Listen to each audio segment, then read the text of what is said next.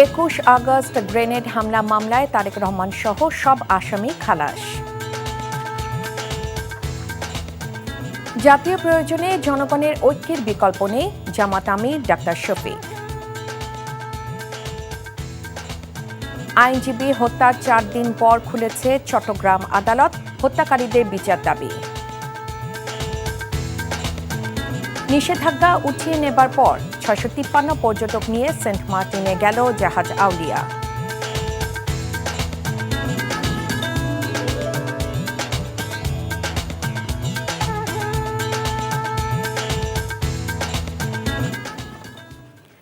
আসসালামু আলাইকুম, রায়কা আল হোসেন স্বাগত জানাচ্ছি এনটিভি দেশের খবরে। ক্রাউন সিমেন্ট শিরোনাম দেখছিলেন, এবার চলুন পুরো খবরে।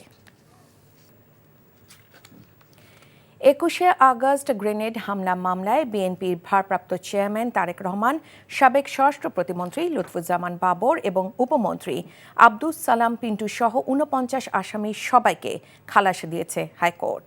যে প্রক্রিয়ায় দ্বিতীয় দফায় অভিযোগপত্র দেয়া হয়েছিল এবং বিচার হয়েছিল তা আইনসম্মত না হওয়ায় এবং আসামিদের বিরুদ্ধে অভিযোগ প্রমাণ করতে না পারায় খালাস দেয়া হয়েছে বলে রায়ে উল্লেখ করা হয়। এদিকে রায়ে ন্যায় বিচার পেয়েছেন বলে জানান আসামি পক্ষের আইনজীবী এবং তাদের স্বজনেরা। রিপোর্টে আরও জানাচ্ছেন হাসান জাবেদ। 2004 সালের 21 আগস্ট গ্রেনেড হামলা মামলার ডেথ রেফারেন্স ও আপিলের রায় ঘোষণা উপলক্ষে রোববার সকালে আদালতে আসেন আসামিদের স্বজন এবং তাদের আইনজীবীরা। সকাল 11টায় রায় ঘোষণা শুরু করেন বিচারপতি AKM আসাদুজ্জামান ও বিচারপতি সৈয়দ এনায়েত হোসেনের দ্বৈত বেঞ্চ। সংক্ষিপ্ত রায়ে তারা সব আসামিকে খালাস দেন। কী কারণে খালাস দেওয়া হয়েছে তাও রায়ে উল্লেখ করে আদালত। এই টাস্কফোর্স ইন্টেলিজেন্স সেলে 261 দিন পর্যন্ত রাখা হয়েছে আসামিদের, ফলে তাদের কনফেশনের আইনগত কোনো মূল্য নাই। এই TFI সেলে যাদেরকে রাখা হয়েছিল, টর্চার করা হয়েছে যাদের, তারা একজন বলেছে আরেকজনকে দেখেছে শুনেছে, কিন্তু কি কথা হয়েছে, কি কনস্পিরেসি হয়েছে তার কোনো উত্তর দিতে পারে নাই। টর্চার করে, ক্রিমিনাল জুরিসপ্রুডেন্সকে ব্যবহার করে যাকে ইচ্ছা তাকে সাজা দেওয়ার যে নীতি, এই নীতি কোনো সরকারের আমলে কারো জন্যই প্রযোজ্য হওয়া উচিত নয়। 2008 সাল থেকে আজকে 2024, এই 16 বছর যেই ট্রায়াল আমরা দেখলাম, যেহেতু আজকে শেষ রায় আমরা পেয়েছি এবং আশানুরূপ সমস্ত আসামিদেরকে মাননীয় আদালত খালাস করে দিয়েছেন, ইনক্লুডিং নন অ্যাপিলিং অ্যাকিউজড, অর্থাৎ তারেক রহমান সাহেব এবং যারা যারা কাজী কায়কোবাদ এবং অন্যান্য যারা আপিল করতে পারেননি তাদেরকেও এটা উনি খালাস দিয়েছেন। আমরা কোর্টের কাছে কৃতজ্ঞ। রাজনৈতিক উদ্দেশ্যে এই মামলায় আসামিদের সম্পৃক্ত করা হয়েছিল, যা রায়ে প্রমাণ হয়েছে বলেও মনে করেন আসামিদের আইনজীবীরা। আওয়ামী লীগ সরকার এটাকে ব্যবহার করেছে রাজনৈতিক উদ্দেশ্য প্রণোদিতভাবে। তারা চেয়েছিল যে তারেক রহমানকে এই মামলা দিয়ে চিরজীবন তাকে বাইরে রাখবেন, এমনকি তাকে মৃত্যুদণ্ড দিতে চেয়েছিলেন। রাজনৈতিকভাবে ঘায়েল করতে না পেরে মামলার আশ্রয় নিয়ে জনাব তারেক রহমান সাহেবের ইমেজকে দেশে এবং আন্তর্জাতিক পরিমণ্ডলে প্রশ্নবিদ্ধ করার জন্য ট্রায়ালটা কন্টিনিউ করেন। রায়ের প্রতিক্রিয়ায় আসামিদের স্বজনরা জানান, এত বছর তারা পারিবারিক, সামাজিক ও মানসিকভাবে বিপর্যস্ত ছিলেন। ন্যায় বিচার পাওয়ায় সন্তোষ প্রকাশ করেন তারা। এই রায়ের মাধ্যমে প্রমাণিত হয়েছে যে মামলাটি সম্পূর্ণ মিথ্যা ছিল, ভিত্তিহীন ছিল এবং আমরা ন্যায় বিচার পেয়েছি। এই মামলা হওয়ার পর থেকে আমার ভাই দেশ ত্যাগ করতে বাধ্য হয়েছে। এই রাজনীতির অবসান হওয়া উচিত। গত 21 নভেম্বর এই মামলার শুনানি শেষ হলে রায়ের জন্য তা অপেক্ষমান ছিল। 2018 সালে তারেক রহমান সহ 19 জনকে যাবজ্জীবন কারাদণ্ড এবং সাবেক স্বরাষ্ট্র প্রতিমন্ত্রী লুৎফুজ্জামান বাবর ও উপমন্ত্রী আব্দুস সালাম পিন্টু সহ 19 জনকে মৃত্যুদণ্ড দিয়েছিল বিচারিক আদালত। 21 আগস্ট গ্রেনেড হামলায় 24 জন নিহত হয়েছিলেন। এ ব্যাপারে রাষ্ট্র এবং আসামি পক্ষ কারোরই কোনো সন্দেহ নেই। তবে যে প্রক্রিয়ায় দ্বিতীয় দফায় চার্জশিট দেওয়া হয়েছিল এবং বিচারিক কার্যক্রম বিচারিক আদালতে হয়েছিল তা নিয়ে প্রশ্ন ছিল। শেষ পর্যন্ত এই প্রশ্নের সমাধান হলো হাইকোর্টে। হাইকোর্ট এই মামলায় সব আসামিকে খালাস দিয়েছেন। কিন্তু এখন প্রশ্ন হচ্ছে, যারা নিহত হয়েছিলেন তাদের পরিবার কোন প্রক্রিয়ায় ন্যায় বিচার পেতে পারে। Hasan Javed, NTV news, Bangladesh supreme court, Dhaka. এদিকে ২১শে আগস্ট গ্রেনেড হামলা মামলায় বিএনপির ভারপ্রাপ্ত চেয়ারম্যান তারেক রহমান সহ সব আসামিকে খালাস দেয়ায় দেশ জুড়ে আনন্দ মিছিল করেছে বিএনপি নেতাকর্মীরা। রায়ের খবর শুনে কুমিল্লার মুরাদনগরে মিষ্টি বিতরণ করেছেন বিএনপির ভাইস চেয়ারম্যান কাজী শাহ মোফাজ্জল হোসাইন কায়কোবাদ। পরে মুরাদনগর DR উচ্চ বিদ্যালয় মাঠে শোকরানা ও দোয়ার আয়োজন করা হয়। বগুড়া জেলা বিএনপির কার্যালয় থেকে জেলা সভাপতি রেজাউল করিম বাদশার নেতৃত্বে একটি আনন্দ মিছিল বের হয়। পরে শহরে বিভিন্ন সড়ক প্রদক্ষিণ শেষে দলীয় কার্যালয়ে গিয়ে শেষ হয়। টাঙ্গাইলের শহরের শহীদ মিনার প্রাঙ্গণে মিষ্টি বিতরণ করে নেতাকর্মীরা। পরে দলীয় নেতাকর্মীরা আনন্দ মিছিল বের করে। জামায়াতে ইসলামীর আমির ডাক্তার শফিকুর রহমান বলেছেন, নানা ষড়যন্ত্রের মধ্যে পড়ে থাকা দেশ বাঁচাতে এখন দলমত নির্বিশেষে জাতীয় ঐক্য গড়ে তুলতে হবে। তিনি আরও বলেন, স্বৈরাচার ফ্যাসিস্ট হাসিনা পরিকল্পিতভাবে সেনাবাহিনী এবং বিজেপিকে দুর্বল করে দিয়েছে যাতে তার ক্ষমতা পাকাপোক্ত থাকে। সকালে খুলনার ইস্টার্ন জুট মিলস শ্রমিক ময়দানে আয়োজিত জামায়াতের কর্মী সম্মেলনে তিনি একথা বলেন। তিনি বলেন, আওয়ামী লীগ দেশকে কারাগার বানিয়েছিল। তাদের মতে বাইরে গেলে সাধারণ জনগণকে গুম, খুন, নির্যাতন ও জেল দেয়া হতো। জামায়াতের শীর্ষ নেতাদের ফাঁসি ও কারাদণ্ড দিয়ে তারা এই রাজনৈতিক দলকে ধ্বংস করতে চেয়েছিল। তিনি আরও বলেন, বাংলাদেশ সকল দেশকে বন্ধু হিসেবে দেখতে চায়, প্রভু হিসেবে নয়। বৈষম্য বিরোধী আন্দোলনে যারা জীবন দিয়েছে তাদের স্বপ্ন বাস্তবায়ন করতে হবে। এরপর জামায়াতের আমির নড়াইল সদর উপজেলা মালিবাগ মোড়ে পথসভায় বক্তব্য রাখেন। পরে ফরিদপুর সরকারি রাজেন্দ্র কলেজ মাঠে জামায়াতের কর্মী সম্মেলনে বক্তব্য রাখেন জামায়াতের আমির। সেনাবাহিনী এবং বিডিআরের উপর আঘাত দেওয়ার পর এরপরে তারা আঘাত এনেছে জামাত ইসলামের উপর। দেশ এখনো পুরা মুক্ত হয়নি। সমাজে হাজার জাতের জঞ্জাল এখনো রয়ে গেছে। ওই জঞ্জাল আমাদেরকে পরিচ্ছন্ন করে ফেলতে হবে ইনশাআল্লাহ। সকলে মিলে, প্রিয় দেশ আমাদের, সকলের হাত এক মোহনায় মিলিত হয়ে ঐক্যবদ্ধভাবে আমরা এই জাতিকে গড়তে চাই ইনশাআল্লাহ। এই জন্য জাতীয় স্বার্থে সকল জাতীয় ইস্যুতে আমরা জনগণের ঐক্য চাই। চট্টগ্রামে আইনজীবী সাইফুল ইসলাম আলিফ হত্যার ঘটনায় টানা 4 দিন আদালত বর্জন শেষে আজ থেকে কাজে যোগ দিয়েছেন আইনজীবীরা। রাষ্ট্রদ্রোহ মামলার এক আসামির জামিনের দাবিতে গত মঙ্গলবার চট্টগ্রাম আদালত ভবনে ব্যাপক তাণ্ডব চালায় ইসকন সমর্থকরা। এ সময় সাইফুল ইসলাম আলিফ নামে একজন আইনজীবীকেও কুপিয়ে হত্যা করা হয়। এ ঘটনার প্রতিবাদে পরদিন থেকে আদালত বর্জন কর্মসূচি পালন করে আসছিলেন আইনজীবীরা। তারা জানান, সাধারণ বিচার প্রার্থীদের ভোগান্তির কথা বিবেচনায় আজ থেকে কাজে যোগ দিয়েছেন তারা। তবে সেদিনের নৃশংস ঘটনার প্রতিবাদে প্রয়োজনে কঠোর কর্মসূচি দেয়া হতে পারে উল্লেখ করে এ ঘটনার বিচার দ্রুত নিষ্পত্তির দাবি জানান আইনজীবী নেতারা। এদিকে দুপুরে আদালত চত্বর থেকে শোক র্যালি করেছে আইনজীবীরা।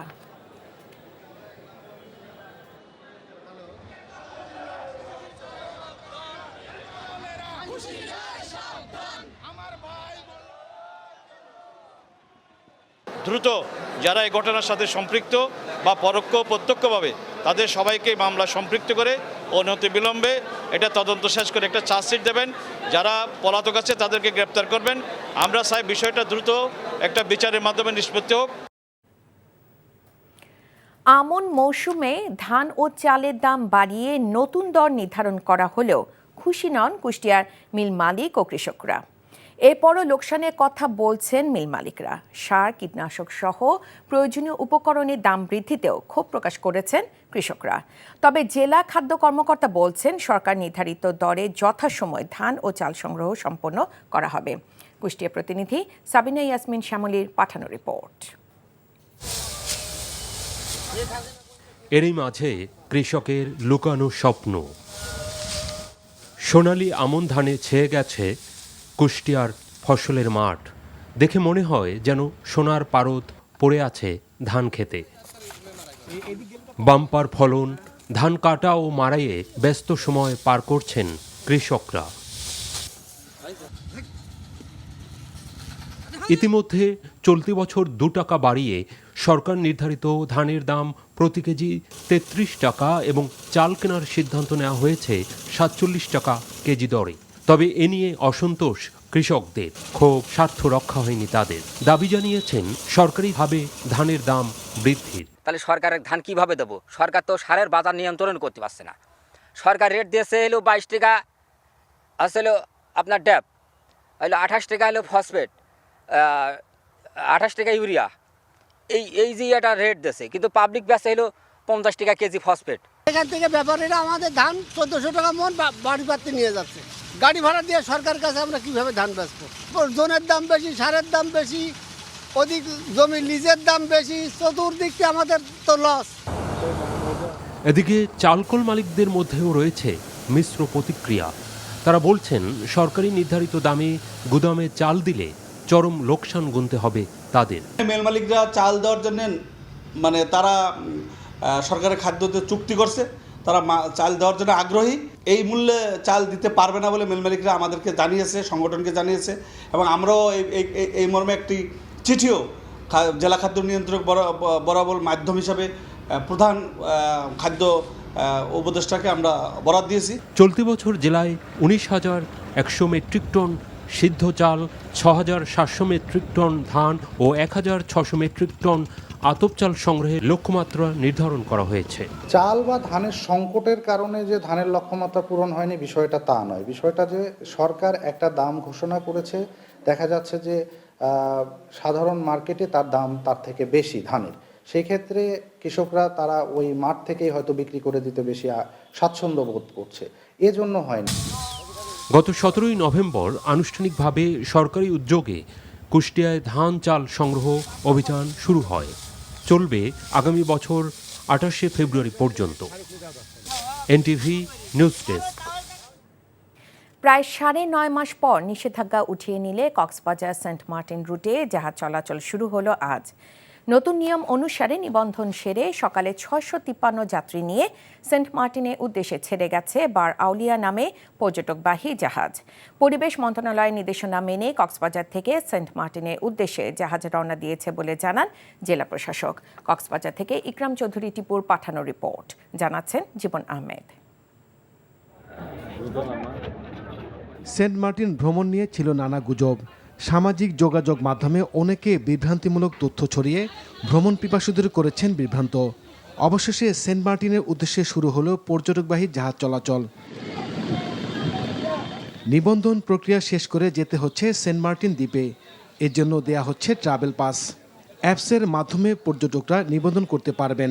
রোববার সকালে কক্সবাজার শহরে নুনিয়াছড়ার বিআইডব্লিউটিসি ঘাট থেকে 653 জন যাত্রী নিয়ে সেন্ট মার্টিনের উদ্দেশ্যে ছেড়ে যায় পর্যটকবাহী জাহাজ। দীর্ঘ সময়ের পর সেন্ট মার্টিনে যেতে পেরে খুশি পর্যটকরা। গতকালকে আমরা বরিশাল থেকে আসছি কক্সবাজারের উদ্দেশ্যে, গতকাল কক্সবাজার ঘুরে আজকে অবশেষে আমরা সেন্ট মার্টিনে যাচ্ছি। সিজনের প্রথম যে শিপ, ওই শিপে যাচ্ছি। আশা করি বেশ ভালোই লাগবে, ভালো এনজয় করব। জেলা প্রশাসক জানান, পরিবেশ মন্ত্রণালয়ের নির্দেশনা মেনে কক্সবাজার থেকে মৌসুমের প্রথম জাহাজ সেন্ট মার্টিনের উদ্দেশ্যে রওনা দিয়েছে। পর্যটকদের জন্য তারা যাতে সেন্ট মার্টিনে কোনো রকম প্লাস্টিক ব্যবহার করতে না হয়, সেজন্য আমরা পাটের ব্যাগ তাদেরকে বিনামূল্যে জাহাজে সরবরাহ করব, যাতে করে কেউ প্লাস্টিক ব্যবহার করতে না হয়। সম্প্রতি নাফ নদীতে ডুবোচর জেগে ওঠায় নাব্য সংকট এবং মিয়ানমার সীমান্তে গোলাগুলির কারণে নিরাপত্তার অভাবে টেকনাফ থেকে জাহাজ চলাচল সাময়িক বন্ধ ঘোষণা করা হয়। NTV news desk. Benapole checkpost দিয়ে ভারতে যাওয়ার সময় অনুমতি না থাকায় ইসকনের 54 সদস্যকে ফেরত পাঠিয়েছে ইমিগ্রেশন পুলিশ।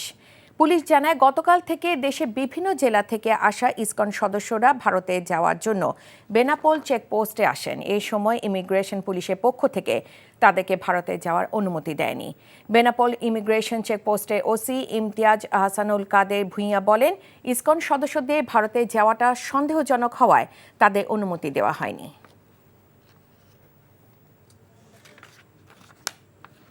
পঞ্চগড়ে ইজি বাইক চালক আল আমিনকে গুম ও হত্যার মামলায় সাবেক রেলমন্ত্রী নুরুল ইসলাম সুজনের জামিন নামঞ্জুর করে কারাগারে পাঠিয়েছে আদালত। সকালে পঞ্চগড়ে চিফ জুডিশিয়াল ম্যাজিস্ট্রেট আদালতে সিনিয়র জুডিশিয়াল ম্যাজিস্ট্রেট আশরাফুজ্জামান এ রায় দেন। নিহত আল আমিন বৈষম্য বিরোধী ছাত্র আন্দোলনের সাথে প্রত্যক্ষ ও পরোক্ষভাবে জড়িত ছিলেন। গত 10 নভেম্বর পঞ্চগড় সদর থানায় নিহতের বাবা বাদী হয়ে মামলা দায়ের করেন। মামলায় সাবেক রেলমন্ত্রীকে প্রধান আসামি করে 19 জনের নাম উল্লেখ সহ অজ্ঞাত আরও 150 জনকে আসামি করা হয়। মাংস আমদানি করা হলে তা হবে এদেশের গবাদি পশু সম্পদ খাতের জন্য আত্মঘাতী সিদ্ধান্ত, এমন মন্তব্য করেছেন মৎস্য ও প্রাণী সম্পদ উপদেষ্টা ফরিদা আক্তার। সকালে সাভারে বাংলাদেশ প্রাণী সম্পদ গবেষণা ইনস্টিটিউটে সদ্য সমাপ্ত গবেষণাসমূহের ফলাফল ও অগ্রগতি পর্যালোচনার লক্ষ্যে বার্ষিক গবেষণা পর্যালোচনা কর্মশালায় যোগ দিয়ে কথা বলেন তিনি। প্রাণী সম্পদ গবেষণা ইনস্টিটিউটের মহাপরিচালক ডক্টর শাকিলা ফারুকের সভাপতিত্বে 2 দিনব্যাপী এই কর্মশালায় বিশেষ অতিথি হিসেবে উপস্থিত ছিলেন বাংলাদেশ কৃষি বিশ্ববিদ্যালয়ের উপাচার্য প্রফেসর ডক্টর AK ফজলুল হক ভূঁইয়া। পটুয়াখালীতে বাংলাদেশ নৌবাহিনী 440 জন নাবিকের বুট ক্যাম্প প্রশিক্ষণ শেষে সমাপনী কুচকাওয়াজ অনুষ্ঠিত হয়েছে। সকালে পটুয়াখালীর বানৌজা শেরে বাংলা প্যারেড গ্রাউন্ডে এই কুচকাওয়াজ অনুষ্ঠিত হয়। কুচকাওয়াজে প্রধান অতিথি হিসেবে উপস্থিত ছিলেন নৌবাহিনী প্রধান অ্যাডমিরাল M নাজমুল হাসান। তিনি কৃতিত্বপূর্ণ ফল অর্জনকারীদের মধ্যে পুরস্কার বিতরণ করেন। 2024 ব্যাচে নবীন নাবিকদের মধ্যে মোহাম্মদ AK-M শাহাদাত হোসেন সাদি চৌকস নাবিক হিসেবে নৌপ্রধান পদক লাভ করেন। মোংলায় নানা অনুষ্ঠানের মধ্য দিয়ে উদযাপিত হয়েছে বন্দর কর্তৃপক্ষের 74তম প্রতিষ্ঠাবার্ষিক। দিনটি উপলক্ষে সকালে বন্দরে প্রশাসনিক ভবন চত্বর থেকে বের হওয়া বর্ণাঢ্য র্যালি জেটির গেটে গিয়ে শেষ হয়। সেখানে বেলুন উড়িয়ে প্রতিষ্ঠাবার্ষিকী আনুষ্ঠানিক উদ্বোধন করেন বন্দর কর্তৃপক্ষের chairman rear admiral Mohammad Shahin Rahman. পরে জেটির অভ্যন্তরে অনুষ্ঠানে বন্দরের সেরা কৃতিত্বপূর্ণ কাজের স্বীকৃতি স্বরূপ 32 জন কর্মকর্তা কর্মচারীকে সম্মাননা প্রদান করা হয়। পরিবেশ অধিদপ্তরের লাইসেন্সের শর্ত না মেনে ইট তৈরির অভিযোগে সাভারে কয়েকটি ইট ভাটা গুড়িয়ে দিয়েছে উপজেলা প্রশাসন। দুপুরে সাভারের আমিনবাজারে চাঁদপুরে ইট ভাটায় অভিযান পরিচালনা করে উপজেলা প্রশাসন। এ সময় পরিবেশ অধিদপ্তরের নিয়মনীতি না মেনে ইট তৈরির দায়ে কয়েকটি ইট ভাটা গুড়িয়ে দেওয়া হয়। পর্যায়ক্রমে সব ইট ভাটায় অভিযান পরিচালনা করা হবে বলে জানানো হয়।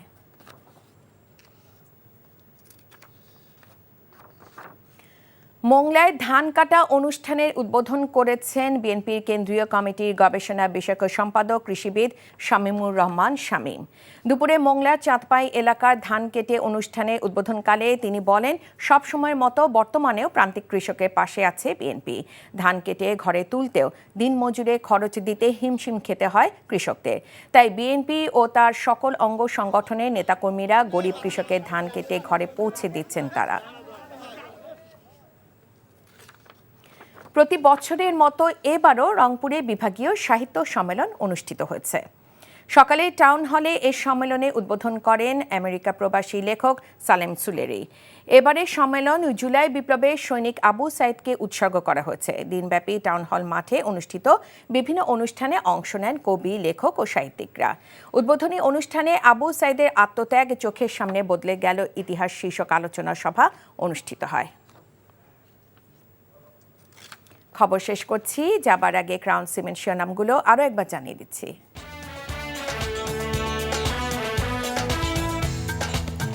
21 আগস্ট গ্রেনেড হামলা মামলায় তারেক রহমান সহ সব আসামি খালাস। জাতীয় প্রয়োজনে জনগণের ঐক্যের বিকল্প নেই, জামাত আমির ডাক্তার শফিক। আইনজীবী হত্যার 4 দিন পর খুলেছে চট্টগ্রাম আদালত, হত্যাকারীদের বিচার দাবি। নিষেধাজ্ঞা উঠিয়ে নেবার পর 653 পর্যটক নিয়ে সেন্ট মার্টিনে গেল জাহাজ আউলিয়া।